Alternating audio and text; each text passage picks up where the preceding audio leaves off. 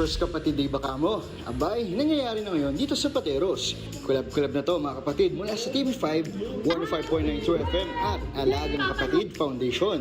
Kahit tirik ang araw, walang urungan. Game na game ang mga kapatid sa sumbahan. At may paluto demo pa kasamang paborito niyong kasalo sa umaga. Good morning kapatid host. At eto ang mas sweet, hindi lang taong nilagaan, pati mga fur babies. May libreng bakuna. Kaya for parents, solid ang ngiti. At syempre, abang-abang din ang lahat sa bingguhan. May paraffol pa. Sino kaya ang suswertehin? At kung feeling singer ka, di ka dapat sa videokehan. At pinaka-highlight, sayangan to the max sa pamumuno ng Frontline Pilipinas weekend anchor na si Jess De Los Santos. Andre, Nikki, alam mo na.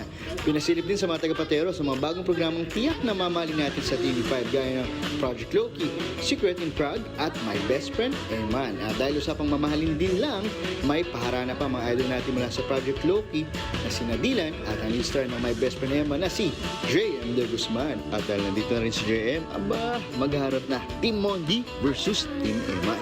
Kasama ko po yung nagagaya sa akin. JM De Guzman. So JM, thank you very much. Sir, gano'n ka nga? Kaway-kaway? Parang palita kami ng trabaho. Kaya mga kapatid, sa saya, serbisyo at solid na samahan, dito lang yan sa Kapatid Day. Mondi Lopez, News 5.